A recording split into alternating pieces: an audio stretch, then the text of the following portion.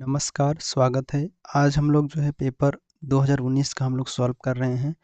आगे हम लोग सीजी व्यापम के अगले हिंदी और इंग्लिश और मैथ रीजनिंग को हम कंप्लीट करेंगे। सीजी व्यापम में जैसे आपने देखा होगा, सीजी व्यापम में आने वाले एग्ज़ाम की तैयारी कर रहे हैं हम लोग। तो अभी से आप जो है प्रीवियस ईयर पेपर को लगाना शुरू कर दीजिए, क्योंकि हमने जो है बेसिक चीज़ें हमने पढ़ चुके हैं। साथ में सीजी मंडी का पेपर भी हमने सॉल्व कर चुके हैं और व्यापम के कुछ पेपर जो है वो हम पहले ही सॉल्व कर चुके हैं 2021 तक। ठीक है, 2021 तक हमारा जो है कंप्लीट हो चुका है। अब आगे हम लोग बढ़ रहे हैं, 2020 में नहीं हुआ था, 2019 में। ठीक है, तो 2019 का ये हमारा पेपर है, इसको हम सॉल्व कर चुके हैं, जिसमें कंप्यूटर हमारा सॉल्व हो चुका है। तो धीरे धीरे आपको जो है स्टेप बाय स्टेप बढ़ना है। 2018 फिर सॉल्व करेंगे, इसके बाद उसके बाद 2017 हम सॉल्व करेंगे, फिर 16, फिर 15। इस प्रकार से हम जो है पूरा कंप्लीट करेंगे। कम से कम 10 ईयर का आपको जो है रेगुलर यहाँ पर सॉल्व करना है। ठीक है, बाकी मैं इसका एमसीक्यू फॉर्मेट आपको जो है प्रोवाइड करूँगा इन सब का। तो आपको कैसे करना है तो मैं बताता हूँ।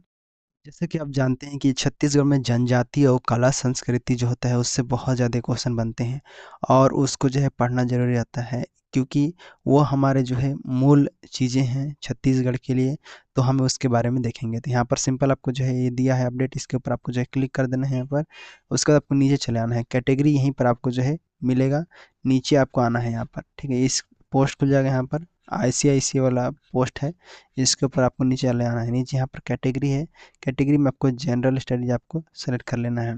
ठीक है, यहाँ पर जनरल स्टडी आसानी से यहाँ पर सेलेक्ट करेंगे और उसके बाद आपको जो है यहाँ पर ये ओपन हो जाता है। यहाँ पर देखेंगे छत्तीसगढ़ के जनजाति और एमसीक्यू अभ्यास, जनजाति एमसीक्यू प्रैक्टिस सेट है। सिंपल यहाँ पर आपको अप्लाई नाउ इस पर देखेंगे, रीड करने के लिए इसको हम पढ़ेंगे और उसके बाद इसी में आपको जो है नीचे यहाँ पर एमसीक्यू दिया गया है। देख सकते हैं एमसीक्यू अलग तरीके से बहुत डिटेल समझाया गया है कि सही जोड़ी का मिलान कीजिए। जैसे गोंड, मुंडा जनजाति है और यहाँ पर नस्लीय समूह कैसे है। जैसे अभी हम 6 भागों में पढ़ते हैं, निग्रेटो फर्स्ट है। ठीक है, हमारे छत्तीसगढ़ में क्या है, प्रोटो ऑस्ट्रेलाइड है। ठीक है, तो इसको हम इसके बारे में 6 भागों में हम पढ़ते हैं, लेकिन यहाँ पर आपको मिलान करना है। मिलान करेंगे, यहाँ पर आपको शो आंसर पर क्लिक करेंगे तो सिंपल आपको सारी चीज़ें यहाँ पर दिख जाएगा। टॉपिक कहाँ से है, कौन सा चीज़ें हैं इसके अंतर्गत।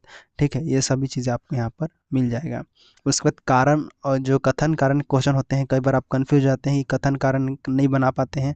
अक्सर ये क्वेश्चन हमें नहीं मिलता है ज़्यादातर, इसीलिए मैं यहाँ पर बनाया हूँ कथन और कारण के रूप में। इसको आपको जो है ज़रूर से सॉल्व करना है एमसीक्यू को।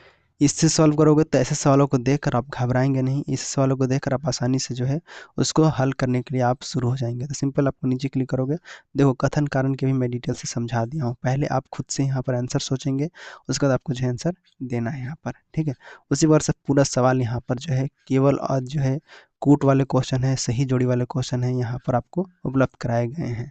तो इसको ज़रूर आप विजिट कीजिएगा। रोज़ दिन आपको जो है यहाँ पर विजिट करके आपको जो है एमसीक्यू लगाना है यहाँ पर जॉब आयोग पर।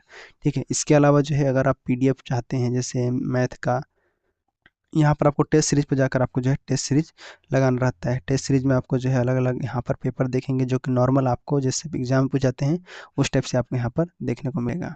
और साइड में यहाँ पर भी आपको कैटेगरी देखने को मिलेगा, यहाँ से भी आप देख सकते हैं जो कि ये कैटेगरी दिया हुआ है। इस पर भी जाकर आप देख सकते हैं, जो कि यहाँ पर अलग अलग सेक्टर में प्रीवियस ईयर पेपर भी है। इन सभी पेपर को आप आसानी से यहाँ पर सॉल्व करेंगे। और इसी चैनल में आप विजिट करोगे तो यहाँ पर आपको देखने को मिलेगा जो कि है CG Vyapam CGPSC previous year solution यहाँ पर दिया गया है। इसमें आपको 24 यहाँ पर क्लासेस है। इसके अंतर्गत 2021 तक आपको 2024 से 2021 तक आपको सॉल्व किया गया है। तो प्लेलिस्ट में विजिट करके आप यहाँ पर जाएंगे तो अभी आपको जो है क्लासेस मिलेगी। इसके अलावा मंडी वाला भी जो शुरू किए हैं, इसमें भी आपको जो है लगातार अभी मिल रहा है क्लासेस, जो कि प्रीवियस ईयर पेपर से सवाल उठाए गए हैं। तो चलिए हम अब हिंदी को सॉल्व करते हैं। हिंदी को कई लोग यहाँ पे बहुत इजी मानते हैं और पढ़ते नहीं हैं, लेकिन आपको जो है ध्यान देना है, प्रैक्टिस करते रहना है सभी विषय के लिए। आगे देखो यहाँ पर, बाह्य प्रयत्न के आधार पर वर्णों के मुख्य कितने भेद होते हैं। प्रयत्न के आधार पर बोला जा रहा है, तो प्रयत्न के आधार पर कितने होते हैं, तो 2 होते हैं। 2 जो है बाह्य प्रयत्न के आधार पर वर्णों को मुख्य रूप में श्रेणी में बांटा गया है। एक होता है अघोष बोलते हैं, ठीक है, अघोष। और एक होता है जिसको बोलते हैं घोष या फिर सघोष बोलते हैं, सघोष बोलते हैं। ठीक है, यहाँ पर ये 2 टाइप से आपको होता है। और एक होता है श्वास के आधार पर, श्वास जो श्वास लेते हैं अल्पप्राण और महाप्राण होते हैं। तो इन सभी को मिलाकर यहाँ पर राइट आंसर आपका 2 हो जाता है। ठीक है, ये आपका हिंदी का है। हिंदी का तो खैर ज़्यादातर बना ही लोग हैं। यहाँ पर देखते हैं आगे क्वेश्चन है यहाँ पर 22 नंबर, शस्त्रों की बात में कविता का दखल समझना यह भी धर्म के विरुद्ध है। इस वाक्य में यह किस प्रकार का सर्वनाम है? देखो यहाँ पर शस्त्रों की बात में, इसको समझो पहले आप, यहाँ पर बात में कविता का दखल समझना यह भी धर्म के विरुद्ध है। तो यहाँ पर निजवाचक है या फिर निश्चयवाचक है, संबंधवाचक है, यहाँ पर क्या है? निजवाचक का प्रयोग करते हैं, जैसे रिफ्लेक्सिव प्रोनाउन पढ़ते हैं, मतलब इसमें होता है स्वयं के लिए। क्या होते हैं? स्वयं के लिए या खुद के लिए जब कोई बात होता है, जैसे मैं स्वयं करूँगा, अपना काम आप करूँगा, मैं अपने आप करूँगा, ठीक है। जो यहाँ मतलब यहाँ लागू नहीं होगा, मतलब यहाँ नहीं है, ये स्वयं के लिए होता है, ठीक है। निश्चयवाचक क्या होता है? जहाँ ये डिमॉन्स्ट्रेटिव इंग्लिश बोलते हैं, किसी निश्चित वस्तु या विचार की ओर अगर हम बात करते हैं तो यहाँ पर ये इस्तेमाल होता है। जैसे अगर हम इस वाक्य में देखेंगे तो यह दिया है, यह पहले कही गई है बात, ठीक है, यह बात, ठीक है, पहले कही गई है बात। शस्त्रों की बात में कविता का दखल समझना, यहाँ पर आपका ये हो जाता है कौन? निश्चयवाचक। यहाँ पर राइट आंसर ये वाला हो जाएगा, निश्चयवाचक, ठीक है, यहाँ पर, ठीक है। संबंधवाचक क्या होता है? संबंध, रिलेटिव बोलते हैं इसको, रिलेटिव प्रोनाउन। जब कोई रिलेटिव में रहता है, जो मतलब जैसा जो सोएगा वो सो खोएगा, जो सोएगा, ऐसे हम कर कर लिख सकते हैं ना, सोएगा सो खोएगा, ऐसा क्वेश्चन आता है तो यहाँ पर संबंधवाचक होता है। अनिश्चयवाचक मतलब क्या होता है? इसको बोलते हैं इनडेफिनिट, मतलब बोलेंगे किसी अनिश्चित वस्तु या फिर हम बोलेंगे वस्तु या फिर व्यक्ति का उपयोग होता है। जैसे कोई आया है तो हमें पता निश्चित नहीं है, इस प्रकार से कुछ गिर गया आपका, तो ऐसे बोलेंगे तो अनिश्चयवाचक सर्वनाम हो जाएगा, ठीक है, यहाँ पर, ठीक। आगे देखो क्वेश्चन, निम्नलिखित में से कौन सा शुद्ध वाक्य है? यहाँ पर बनाइए। जैसे निम्नलिखित में से कौन सा वाक्य शुद्ध है? यहाँ पर देखो, इतने में क्या देखते हैं कि सामने नंगी तलवार लिए वह खड़ा है, ये तो सही है। देखो यहाँ पर लिखा हुआ है, ये जो है शुद्ध रूप से है, हिंदी भाषा में इसको हम शुद्ध बोलेंगे, ठीक है। इतने में क्या देखते हैं कि सामने नंगी तलवार लिए खड़ा है, ये सही है आपका, ठीक है। वह अनेक वर्षों से वहाँ पढ़ता था, पढ़ाता था। वह अनेक वर्षों से वहाँ पढ़ता था, पढ़ाता था, यह भी जो है टेंस के अनुसार अगर हम बोलें, काल के अनुसार, तो ये भी सही है आपका, ठीक है। तुम्हारे पिताजी को आने दो तो मैं तुम्हें मजा चखाता हूँ, ये भी आपका यहाँ पर सही है। इसमें जैसे हम बोलचाल में इस्तेमाल करते हैं, ठीक है, यहाँ पर हिंदी व्याकरण का थोड़ा सा उल्लंघन मतलब है, यहाँ पर अच्छा नहीं है, लेकिन ये भी आपका शुद्ध है यहाँ पर, ठीक है। तो इसका मतलब ये दो है, तो मतलब यहाँ पर राइट आंसर डी हो जाएगा आपका राइट आंसर। यहाँ पर उपयुक्त सभी आपका राइट आंसर हो जाता है। अब आगे बढ़ते हैं। आगे देखो यहाँ पर, निम्न में से निम्नलिखित में से यह यण संधि शब्द का उदाहरण कौन सा है? देखो, महा महोदा महोदार्य, महाधन, औदार्य का महाऔदार्य, ये जो है यहाँ पर देखो महा औ, ये जो है वृद्धि है। कैसे? देखो, महा में यहाँ पर आ लगा है, आ है, प्लस में यहाँ पर औ है, ठीक है। आ और ओ मिल के क्या बना? ये औ बना, ठीक है, ऐसे। तो ये क्या हुआ? यहाँ पर वृद्धि हुआ, ठीक है। यहाँ पर देखो, महा में आ लगा है और यहाँ पर औदार्य में औ लगा है, इन दोनों मिलकर यहाँ पर औ बन गया। महा उत्सव, तो महा में देखो यहाँ पर आ है, आ और यहाँ पर ऊ है, ऊ, ठीक है, ये वाला छोटा ऊ। अ आ और ऊ मिलके क्या बने? यहाँ पर ओ मिल के बन गया, ठीक है। महोत्सव, यहाँ पर महाधन उत्सव बिल्कुल है। आगे देखें यहाँ पर यण स्वर संधि, यही आपका राइट आंसर यहाँ पर हो जाएगा, ठीक है। ये वाला आपका राइट आंसर सी हो जाएगा। कैसे? देखिए, यहाँ पर मनु, ऊ लगा है, छोटा ऊ, प्लस में यहाँ पर अंतर मतलब अ, तो ऊ और अ मिलकर यहाँ क्या बना? व, ऐसे, ठीक है, ये बना व। तो इसको हम बोलेंगे मनवंतर। यहाँ पर देखो, बधु, यहाँ पर बधु उत्सव, बधु यहाँ पर ये दीर्घ है, ठीक है, दीर्घ है, ठीक है। ये आपका दीर्घ स्वर, हम लिख देता हूँ सबका, ये दीर्घ है, ये गुड़ है, और ये आपका गुड़ है, और ये आपका कौन सा है? सॉरी, एक सेकेंड, ये आपका यण है, अभी तो बोला यण है, ठीक है। और ये आपका गुड़ स्वर संधि है, और ये आपका वृद्धि, ठीक है। इस प्रकार से ये आपका दीर्घ है, यहाँ पर बड़ा ऊ है, बड़ा ऊ, और प्लस में छोटा ऊ, ये दोनों मिलकर क्या बना, बड़ा ऊ बन गया ऐसे। ठीक है, यहाँ पर क्लियर है। आगे बढ़ते हैं 25 नंबर। आगे देखो यहाँ पर इसी प्रकार से सवाल हमेशा पूछे जाते हैं छंद से। निम्नलिखित काव्य पंक्ति में से भ्रांतिमान अलंकार का उदाहरण है। भ्रांतिमान अलंकार कौन सा है यहाँ पर, देखो सबसे पहले देखो, कहीं सप्रेम एक एक पाही, राम लखन सखी होही कि नाही। तो ये देखो इसमें कोई चीज़ जगह सखियाँ जो है, यहाँ पर सखियाँ राम और लक्ष्मण को देखकर ये मतलब अपने आप को निश्चित नहीं कर पा रहा है कि वे मतलब कोई और हैं कि वही हैं कि दूसरा कोई है, ऐसे संदेह वाला है। तो यहाँ पर आपका जो है संदेह अलंकार होगा। ठीक है, संदेह अलंकार। ठीक है, मतलब यहाँ पर पढ़ के ही समझ में आ रहा है कि राम लखन मतलब देखकर मतलब ये नहीं देख पा रहे हैं कि वे हैं या फिर कोई और है, राम लखन है कि कोई और है, उनको देख के यहाँ पर। ठीक है, यहाँ पर भी देखो नारी बीच सारी है कि सारी बीच नारी, ये भी आपको बताया था। ये भी आपका क्या है, संदेहवाचक है। ठीक है, बहुत ही फेमस है ये भी आपका संदेह अलंकार है, संदेह अलंकार। ठीक है, यहाँ पर ठीक है, नारी के बीच मतलब ये साड़ी और नारी के बीच जो है भेद को लेकर यहाँ पर बताया गया है। आगे देखो, यह काया है या शेष उसी की छाया, क्षण भर उनकी कुछ नहीं समझ में आया। मतलब ये भी क्या है, ये संदेह है, ये भी क्या है, ये भी संदेह है। संदेह अलंकार क्यों है, क्योंकि यहाँ पर निश्चित नहीं हो पा रहा है कि यह शरीर है या फिर किसी की छाया है। ठीक है, इससे हम नहीं हो रहा। आगे देखो, पाए महावर दैन कौ, नैनी बैठी आई, फिरी फिरी जानी महावरी, एड़ी मिड़ीती जाए। ये भी क्या है, ये देखो ये भ्रांतिमान है। यहाँ पर क्या है, भ्रांतिमान।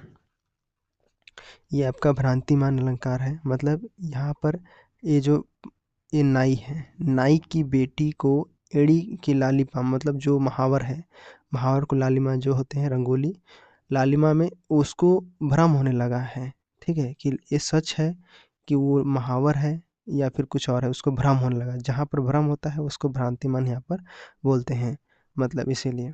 ठीक है, तो यहाँ पर भ्रम के अनुसार जो है यहाँ पर कार्य हो रहा है, तो यहाँ पर राइट आंसर। इसलिए वो क्या करती है, एड़ी को मिड़ती जाए, मतलब उसको धोने लगती है वो। ठीक है, तो ये भ्रम हो गया है कि महावरी एड़ी में लाल रंग जो लग गया है, वो लालिमा जो महावर होने का भ्रम है उसको। ठीक है, इसीलिए उसको रगड़ रही है वो।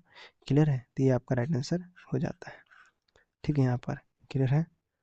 आगे यहाँ पर छंद से रिलेटेड है, छंद के बारे में एक बार पढ़ाया था आपको, उसको एक बार देख लेना। जो हमने सॉल्व किया था 2022 का पेपर हमने सॉल्व किया था।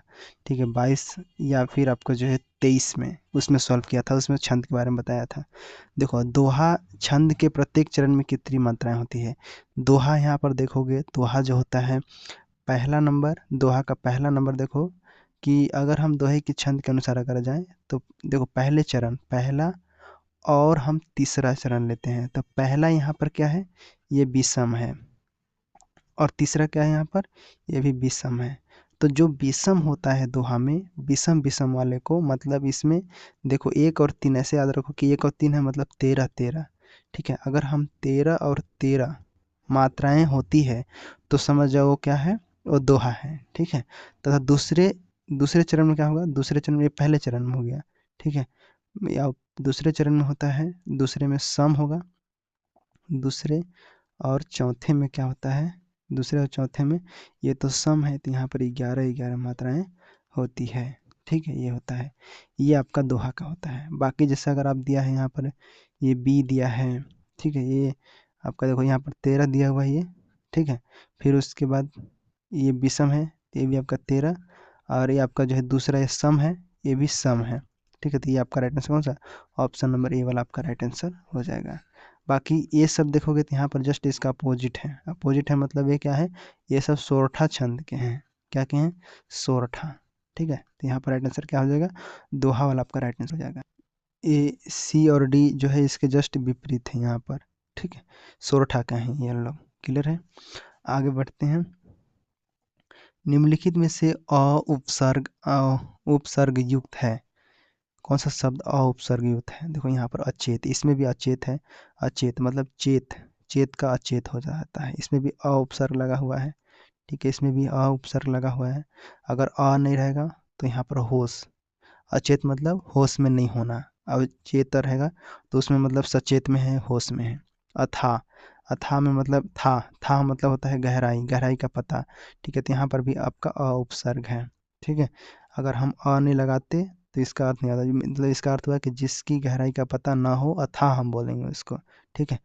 अबेर, अबेर मतलब बेर, बेर मतलब होता है देरी, देरी होता है, तो इसमें भी आपका लगा हुआ है। कहने का मतलब यहाँ पर पूरा आपका राइट आंसर यहाँ पर उपयोग सभी हो जाएगा, ठीक है। अबेर मतलब बिना देरी या जल्दी, अबेर बोलना है तो किसी को बोलोगे अबेर तो ये मतलब जल्दी होता है यहाँ पर, ठीक है, अबेर। आगे बढ़ेंगे 28 नंबर, यहाँ पर दिया है निम्नलिखित शब्दों में से कौन सा शब्द हिंदी भाषा के शब्द भंडार में शामिल तद्भव शब्द है। तद्भव, पहला देखो बाघ, यहाँ पर बाघ दिया है, ठीक है। वंश दिया, वंश क्या है यहाँ पर, वंश एक तत्सम शब्द है, क्या है, तत्सम, तत्सम शब्द है यहाँ पर, तत्सम, जिसका जैसे अगर हम वंश यहाँ पर समझिए, वंश मतलब हिंदी में भी वंश होता है, ठीक है। तद्भव अगर बोलेंगे इसका तो ये हो जाएगा वंश, ठीक है, ये ब और ए वाला स, दंत स वाला ए, इसको हम बोलेंगे तद्भव, ठीक है, तद्भव हम इसको बोलेंगे, क्लियर है। वंश, पंख, पंख देखो बाघ, बाघ मतलब बाघ क्या है यहाँ पर, तद्भव है, तद्भव, ठीक है। तो यहाँ पर पूछा क्या है, तद्भव पूछा है, तो यही आपका राइट आंसर यहाँ पर हो जाता है, ठीक है, तद्भव। पंख क्या है, पंख यहाँ पर ये देखो पख, पंख लिखा है यहाँ पर ना, अगर हम तो इसको बोलेंगे यहाँ पर ख लगा है यहाँ पर छ। अगर बाघ के बारे में ऐसे जानोगे तत्सम में संस्कृत मूल शब्द वाटिका होता है, क्या है, वाटिका होता है यहाँ पर। पंख, पंख यहाँ पर प ख रहता है तो यहाँ पर तद्भव शब्द होता है। अगर हम तत्सम पक्ष होता है इसका मतलब, इस ये अलग चीज़ है। टीस, टीस भी यहाँ पर एक का है, ये अलग होता है, ठीक है, भी आपका तत्सम में आ जाएगा। एक चीज़ यहाँ पर देखना, ये जो पंख दिया हुआ है पख अगर हम बोलेंगे तो यहाँ पर ये भी हो सकता है तत्व, लेकिन यहाँ पर प्रश्न में यहाँ पर पूछा गया है हिंदी के शब्द भंडार में तद्भव एक वचन यहाँ पर पूछा गया होगा, इसीलिए आपका राइट आंसर हो जाता है, ठीक है, यहाँ पर क्लियर है। तो इसको एक बार देख लेना आप लोग। आगे क्वेश्चन है, निम्नलिखित चारों विकल्पों में से प्रथम शब्द के बाद अन्य तीन शब्द हैं, इनमें से प्रथम शब्द के अनेकार्थी शब्दों का सही विकल्प का कौन सा चयन होगा।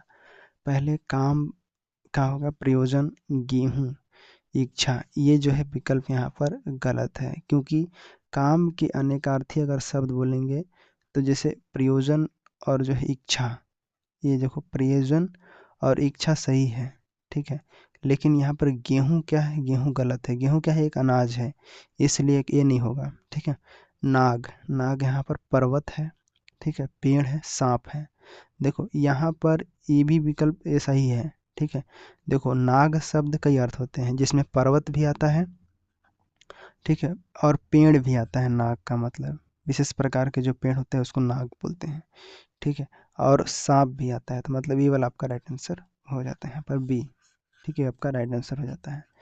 आगे क्या दिया है, द्विज, चंद्रमा, द्विज यहाँ पर देखेंगे ये गलत है, क्योंकि द्विज का अर्थ होता है क्या, दो बार जन्म लेने वाला, क्या होता है, दो बार जन्म लेने वाला, ठीक है, दो बार जन्म लेने वाला बोलेंगे इसको।